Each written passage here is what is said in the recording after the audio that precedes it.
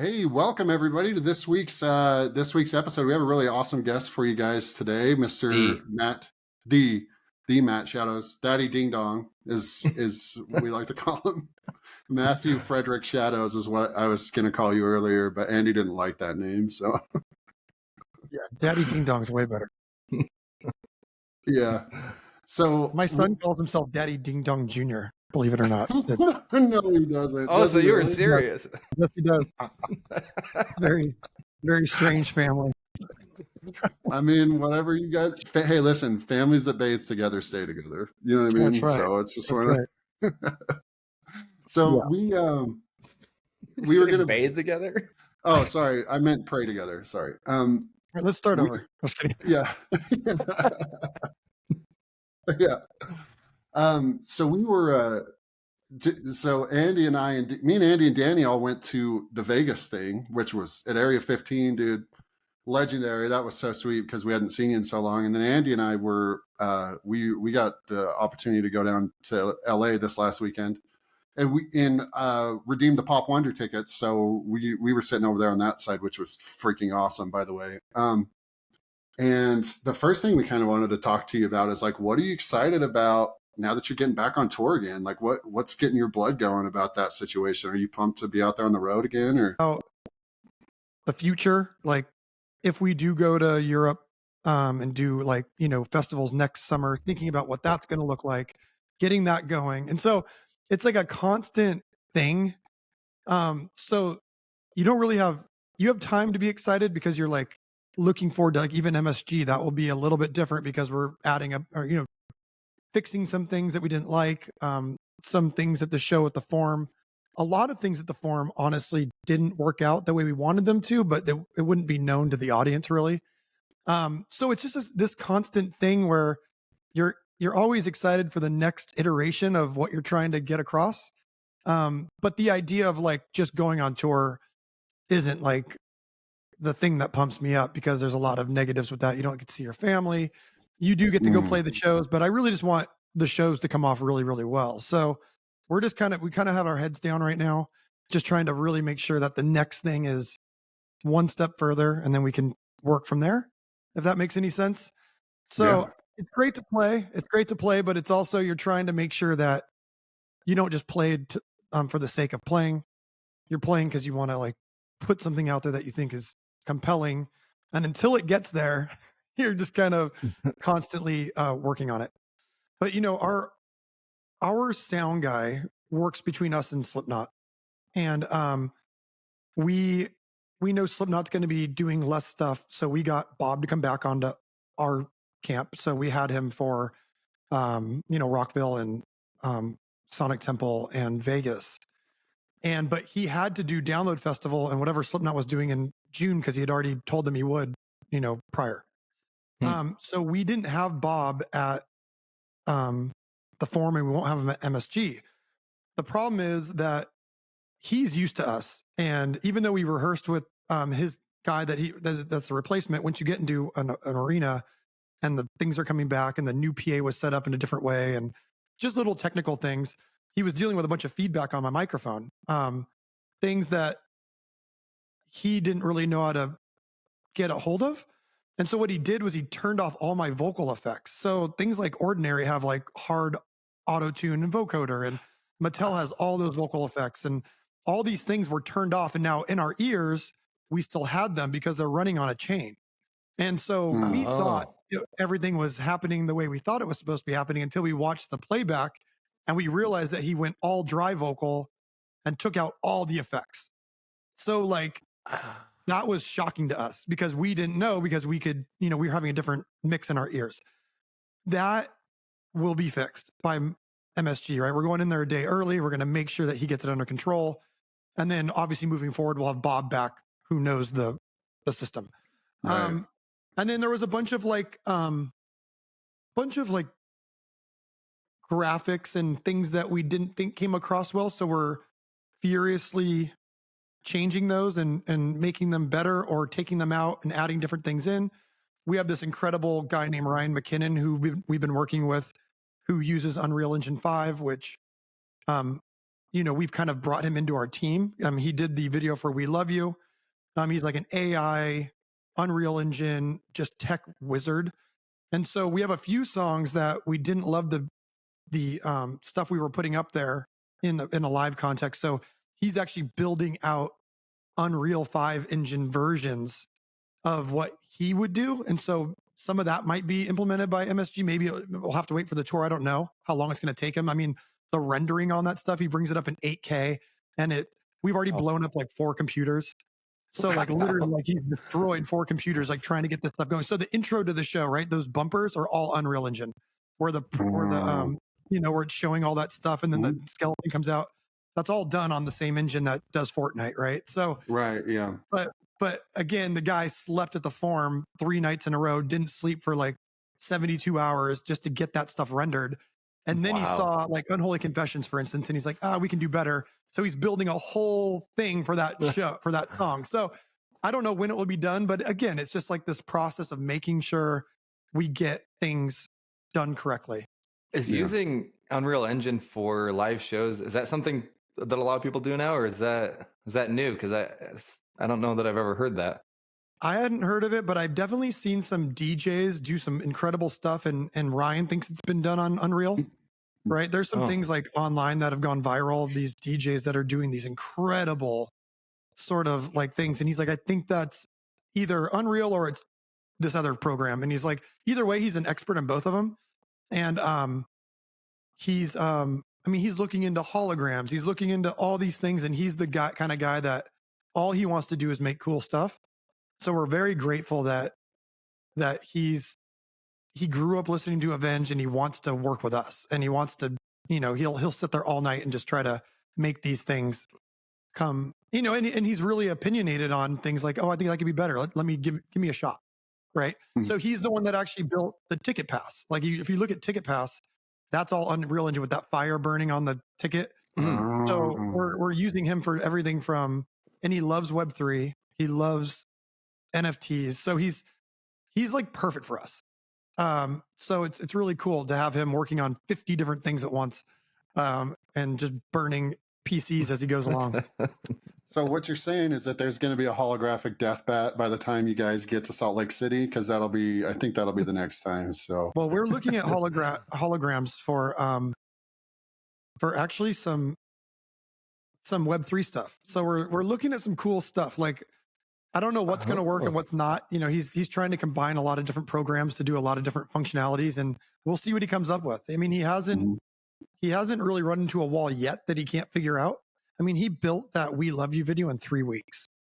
And what he did, not to give away his secrets, but he basically used a bunch of programs.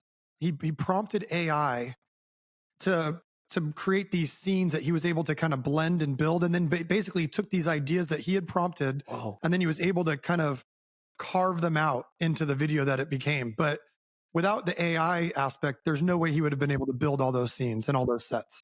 Just would have been too much.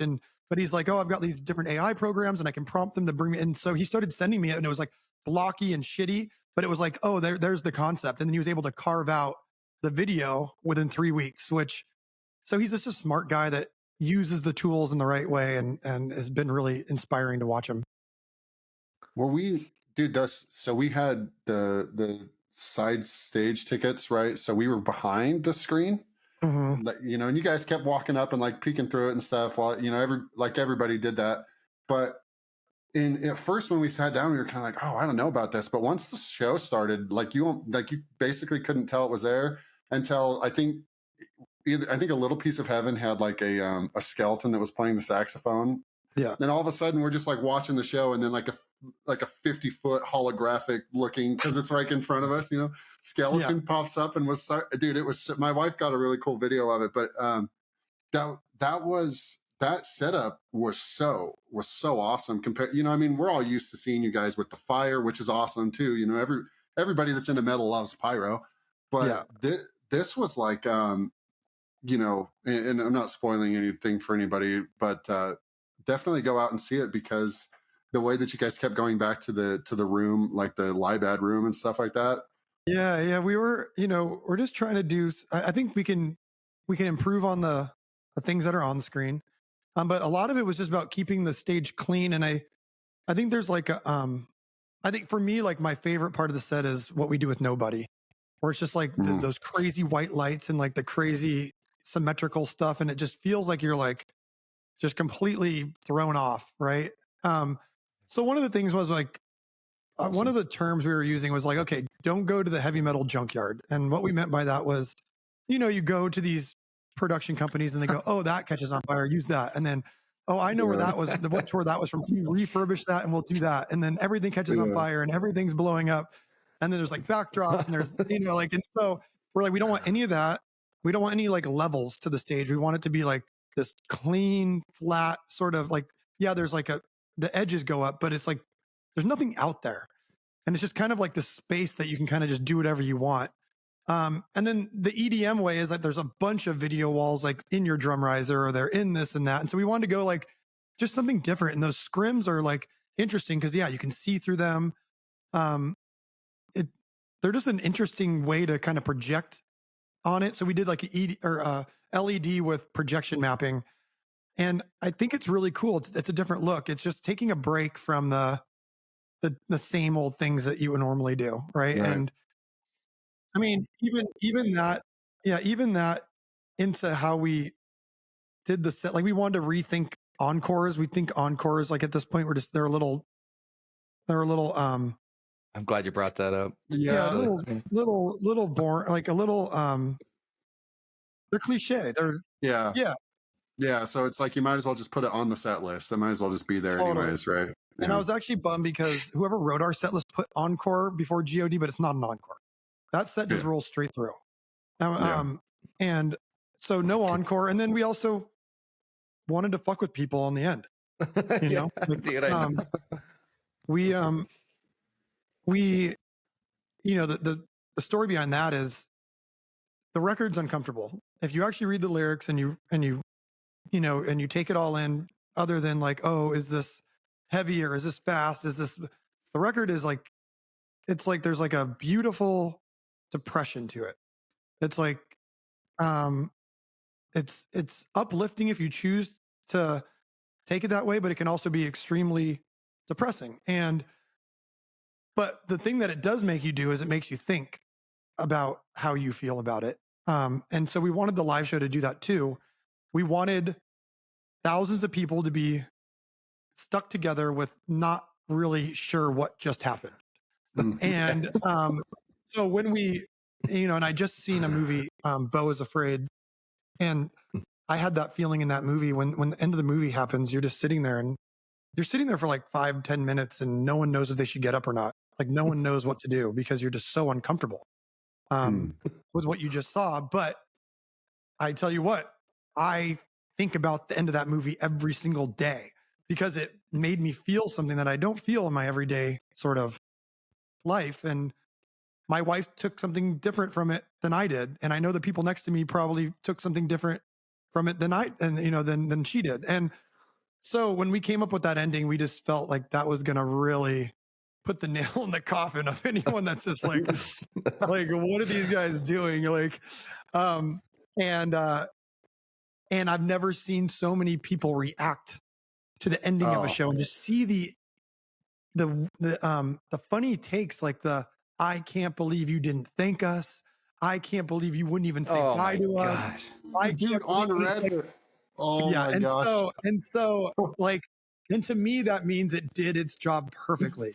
Like you sat there with whoever you were with and you just went, huh? Like what? Like, and, do we leave now? Like, what do we do? Like, dude, that's exactly what it was like at the end of, oh my gosh. Reddit. They were so annoying. I love this iteration. I feel like Avenged Sevenfold's had all these iterations, and this is by far my favorite. All right. I appreciate it. And I say that because I think you guys are all super funny, like people. And for being a fan for so long, like I feel like a lot of the history of the band was, were these serious, there was these spots, right? Like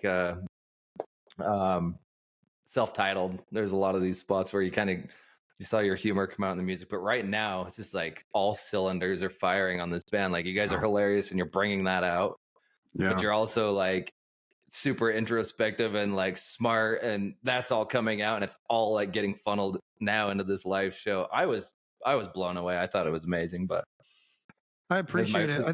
I think if you take a record, like one of our philosophies on it was, listen, if the record is deeply rooted in a lot of absurdism and like hyper surrealism and all these sort of, I guess, truths about what's going on here, right? Like if they're truths about the nature of being and the nature of self, and if it's truly absurd, there's a lot of comedy in that. Like it's okay to be funny. Like when I think of, and one person I think of when I think of that kind of stuff is I think of like Quentin Tarantino films, where I think Yes. like Yes. there's so much comedy in that stuff, and usually the subject matter is super dark. Very heavy. Yeah. Yeah, Bingo, very dude. heavy. Yeah. Right. But there's some funny shit in there. And so like Yeah. things like leaving threesome in Game Over, or bestest part of waking up, or I want to be the human you be. Like, Yeah. those it's funny to kind of be reading something so serious and go like, oh, okay. They're not taking themselves that seriously, because it's all absurd. It's let it be what you want it to be. It's funny. The thing about Deathbats Club is, dude, I would have killed for something like this when I was. I did. I've killed a few people. Yeah. No. Totally. And Deathbats Club will help you bury the bodies. No. Exactly. Exactly.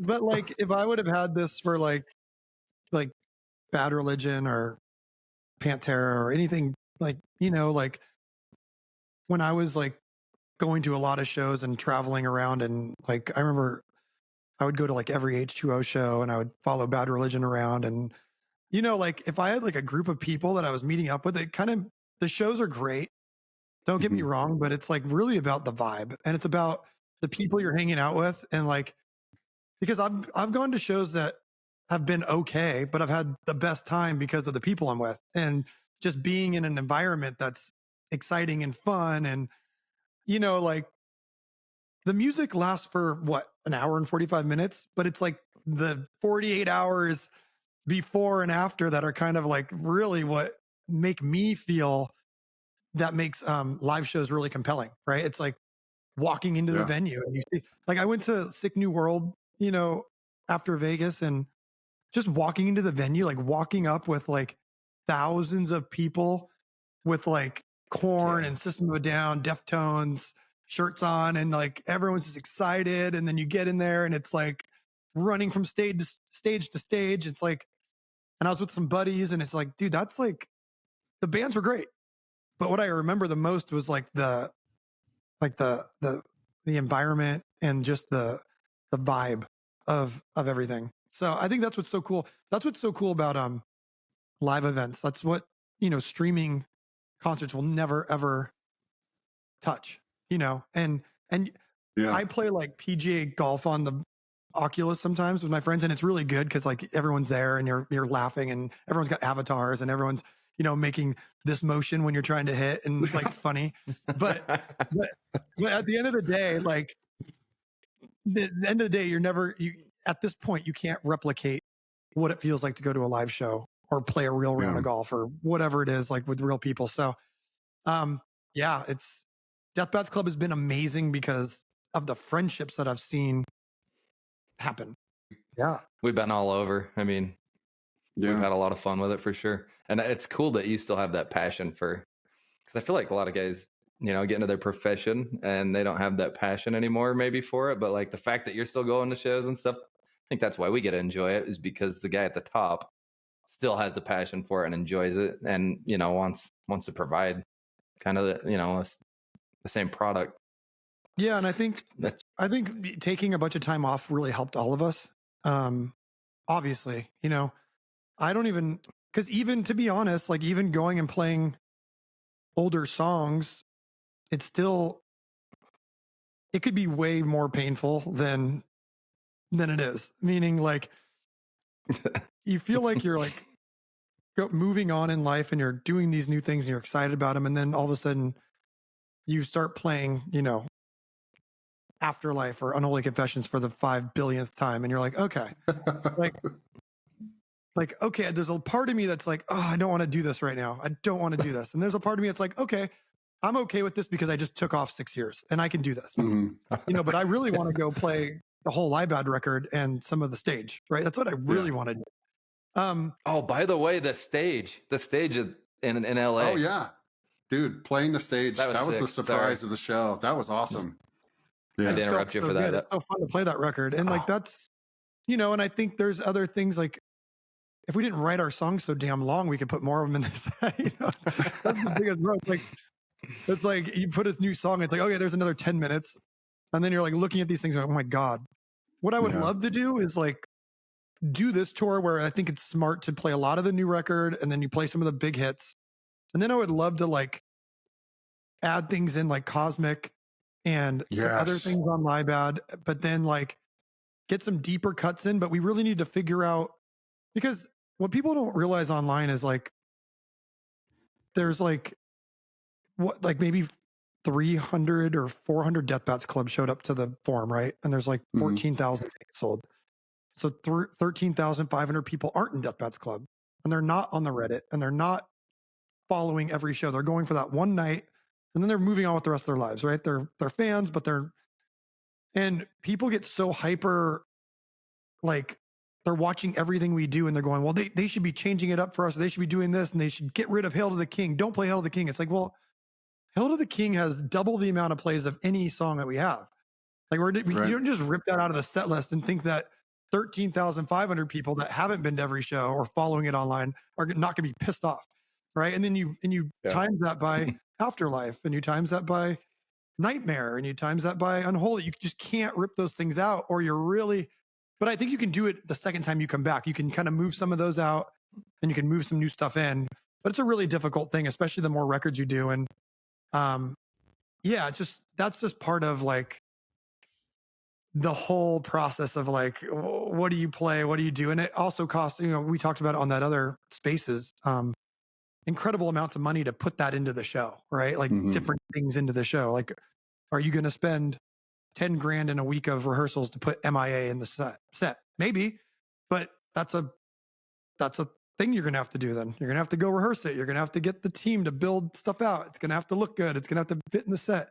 You have to take out something that people are going to be mad about.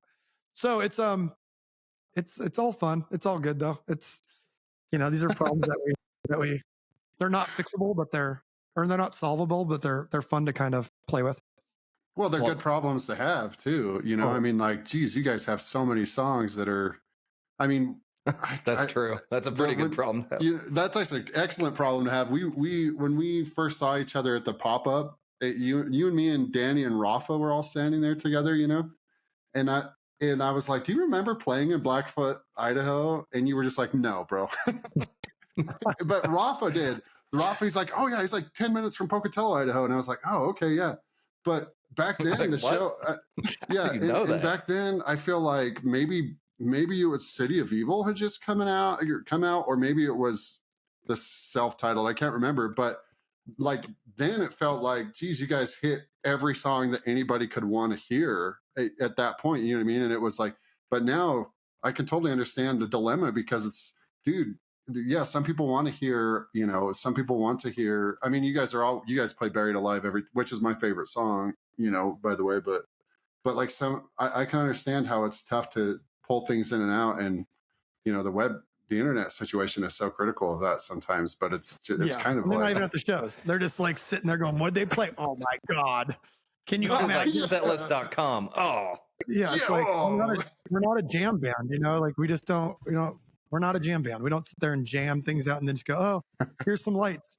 I was just going to say, like, there's things like that are in our like top 20, which even if we put those in, those wouldn't be considered deep cuts and people would still be mad. Like if you play Shepherd of Fire, Welcome to the Family, Almost Easy, Beast and the Harlot, we didn't play any of that stuff. If we did, they'd still be mad. They'd be like, oh, can't believe they're still playing, those. And then it's like, and then everyone wants like the random B-side. Like, you should play Dose. You should play, Sidewinder. You should play The Wicked End. And it's like, right.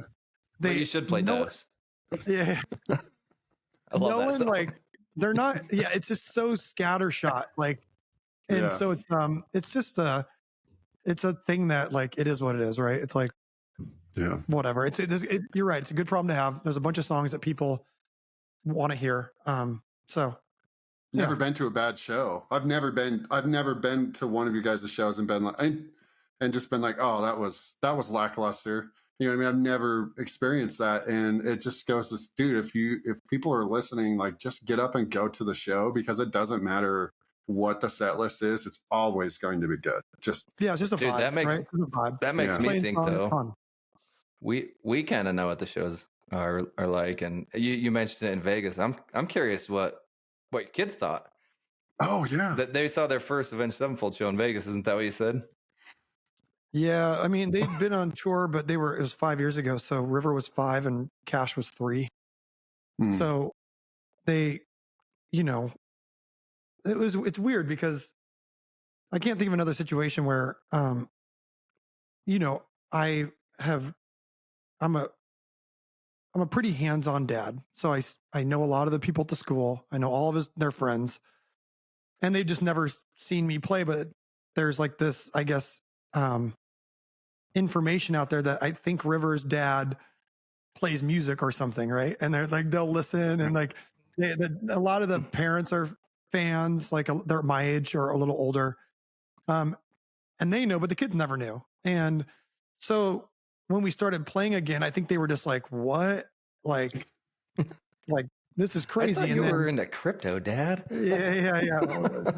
They sit in my lap while That's we buy funny. NFTs. But so I think the forum was crazy. It was really cool for them because they brought like all their friends, and we gave them all Awesome. backstage passes. So they're running around, and then they got to see it, and they had like a little box seat. And then, so now, the next morning I took River to a basketball tournament. So we were in like somewhere in like near Riverside, and we went up there, and all the kids on his team were like, "Yo, Mr. Sanders, that was so cool. Like, thanks for the show." 'Cause they all came to the show, like, and they all like stare at me a little different. Like, oh, he's not that guy on YouTube. And then they're like, they're like, "Oh, I can't believe you came to the tournament." And I'm like, "I come to every tournament." They're like, "Yeah, but you just played last night." I'm like, "Yeah, I played, and then I came to the tournament." Like, Yeah, your parents don't went to know. work Yeah. today too, bro. Yeah, everyone. Yeah, we're here to watch the kids. Let's go. So it's just, I don't know. That's so It's cool. funny. It's got to be funny for them. Mr. Sanders, I love that. They don't call you Daddy Ding Dong at these things? That's only the family. Well, edit that out. Edit that out. I'm just kidding. I wanted to say though, I sent LIBAD to my brother-in-law. He's like a big music guy, Griffin.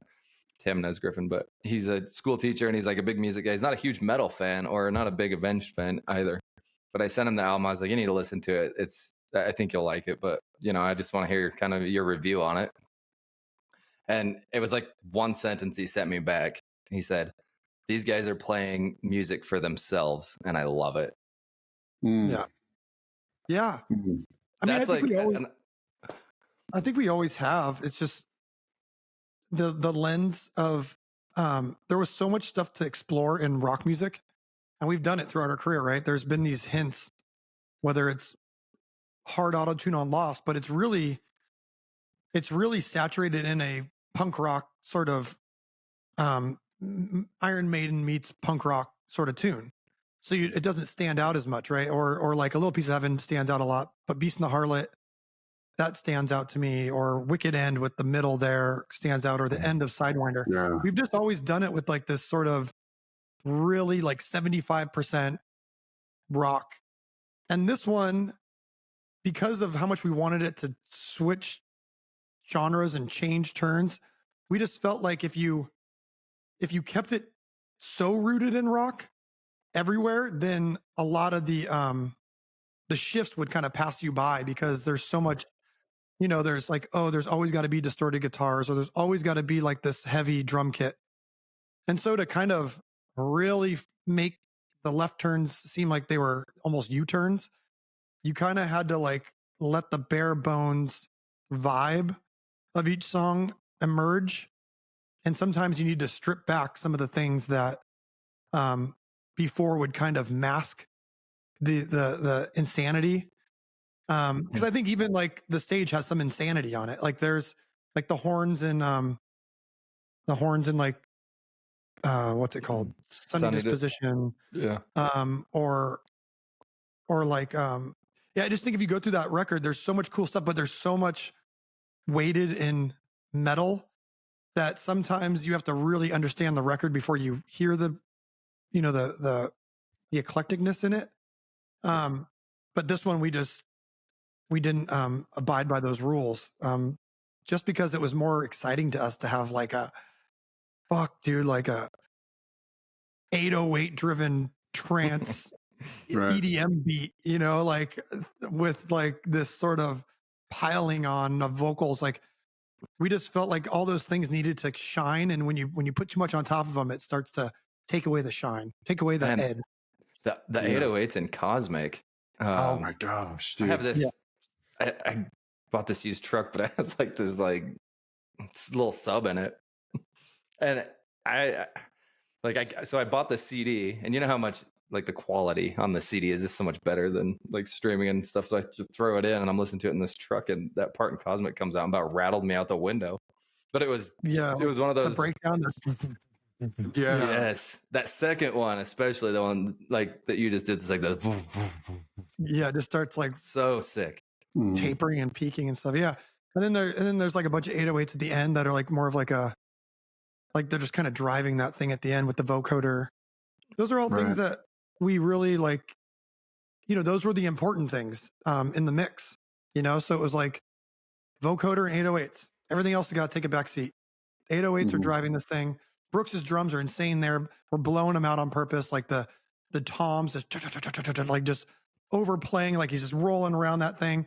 But it's like this, it's chaos, but it makes sense. But it's, you know, and I think that there's a lot of people that listen to our genre that haven't heard stuff like that. So they instantly get like, they're thrown off balance, right? It's thrown off kilter. But I think once they live with it, it'll make sense. Because people people say the record doesn't make sense. I'm like, no, the record makes sense. You just need to like understand it first, and then it makes sense. It's not just fucking shit thrown at a wall at all. Dude, as Avenged Sevenfold fans, there's I mean, you read it online, but there's always this roller coaster thing of like Matt's voice and like where's it going and all this kind of stuff, right? Like I'm sure you have to deal with this. I don't know how annoying it is to you or not, but those last three songs really highlight like, dude, you sound so like to me your voices never sound so good. And it's funny because my wife showed me a thing the other day, and I don't remember who you were talking to or whatever, but she's something about you holding your hand on the side of your neck or head, right? And so and that's something to do with like the vocal stuff that you have going on live, or the stuff that you've been working on, like to help with your range, or what is that? But I really want to I'll explain this real quick. Like, so when I was with Ron Anderson, he was really teaching me to sing, like bring the head voice down, right? So you get really high, and then as you go down, you kind of bring that lightness all the way down. When I got injured, it was clear that something was giving away in the bottom, like something was giving away in the middle of the voice, and then at some point it was like breaking off, and that's where the chord wasn't vibrating in like F sharp and G, which are, you know, if you go through the tracks, it's like Afterlife starts in F, G, or Nightmare starts on F sharp. Every song is like right in there. So for the vocal cord to not vibrate there was a big problem, right? That's why I needed to have, you know, that surgery and do all these things to try to get it working again. So when I started working with Seth Riggs, they're like, no, you need to be singing from the bottom up, and you need to hold the anchor of the voice. So like the voice seems like you're talking as you go higher, but it's holding in the same spot. It's not like floating up with the larynx. It's not floating up with all these different things. So since it's a new technique, and it doesn't matter how long you practice it, you know you're going to walk on stage and there's going to be a bunch of bad habits that instantly get flooded in because you go back to that like thing that you can't really like practice for it, right? You can sit in rehearsal all day, and you can sit on the FaceTime all day with them or in person with them, but until you get there and there's 13,000 people, there's all these old things that are going to go, oh, that's how I hit that note, or this is what I used to do. But I can't do that anymore because I've completely reworked where the notes are going to be sung. So one thing that I can feel is if I cut my ear a little bit, I can actually feel the chord being weighted down and holding in the right spot. When I have my in-ears in like this, there's so much ambience going on and so much craziness that I can start losing the plot a little bit. So what I'm doing right now until I get really used to playing live is I'm just kind of barely bending my ear to where I can feel the chord sitting in the right spot. And so I only do it when I'm going through F and G. So when F and G happen, I do that and I go, okay, it's in the right spot. And that's kind of what I'm doing. It's like a little life hack. That's insane. Dude, that's insane. That's crazy. It's actually it's just to remind me of like, stay in the pocket, keep this in the right spot, and you're going to be good. That's insane. So, yeah. I can't. Yeah, that's unfathomable, man. You're a talented guy. Well, I appreciate it, but it's just a little. I don't love doing that, but it's like almost like wearing a knee brace, right? Like I'm like, okay, I just pulled my Achilles and now I gotta. Hey, yeah. You sounded incredible in LA. Like, do what you got to do because we'd rather have you on stage than now. Yeah, 2-hour sets. It's like as soon as that thing starts going the wrong way, it can just shut the voice down instantly, and we can't have that. So, got to keep it rooted. Yeah. Got to keep it strong. Keep the mix happening. Right in the with the anchor of it. Yeah, that's the terms they use. You got to keep the anchor. Awesome. Well. Yeah, we appreciate you, man. We don't want to hold you hostage. Thank you so much, man. This was a big deal for us, man. Yeah, so